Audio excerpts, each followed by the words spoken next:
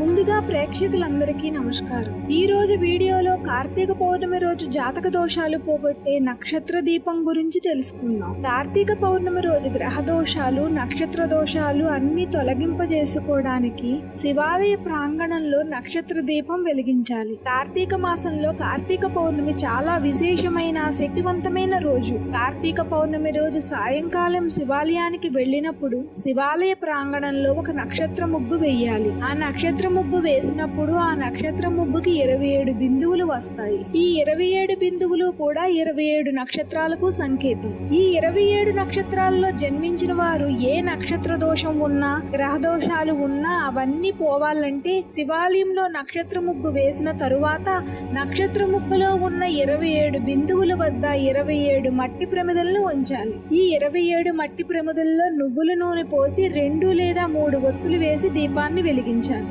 లేదా 27 పిండి దీపాలు కూడా వెలిగించుకోవచ్చు. బెల్లం, ఆవు పాలు, వరిపిండితో తయారు చేసినటువంటి పిండి దీపాలలో వెలిగించవచ్చు. పిండి దీపాలు వెలిగిస్తే దానిలో ఆవు నేతిలో ఉంచిన కుంభవత్తిని వెయ్యాలి. మట్టి ప్రమిదిలో దీపాలు పెడితే 2 లేదా 3 పత్తితో చేసిన వత్తులు వెయ్యాలి. లేదా 27 బిందువుల వద్ద 27 ఉసిరికాయ దీపాలైనా వెలిగించుకోవచ్చు. ఉసిరికాయ పైపెచ్చి తీసి ఆవు నేతిలో ఉంచినటువంటి కుంభవత్తిని ఉంచి 27 బిందువుల వద్ద 27 ఉసిరికాయ దీపాలు వెలిగించుకోవచ్చు. ఇది చాలా శక్తివంతమైనటువంటి దీపం. అసలు సంవత్సరం మొత్తం సంపూర్ణంగా జాతక దోషాలు పోగొట్టుకోవాలంటే, గ్రహాలు నక్షత్రాలు అనుకూలంగా మారిపోవాలంటే ఈ నక్షత్ర దీపం వెలిగించాలి. ఇలా నక్షత్ర దీపం వెలిగించిన తరువాత ఈ నక్షత్రం ముగ్గుకి 4 వైపులా 2 గీతలు గీయాలి.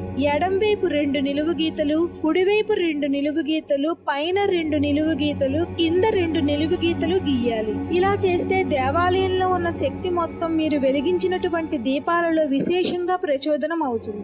దానివల్ల కష్టాలకు పరిష్కారం తప్పకుండా లభిస్తుంది. అయితే దేవాలయంలో ఈ ముగ్గు వేయలేని వారికి ప్రత్యామ్నాయం ఏమిటి?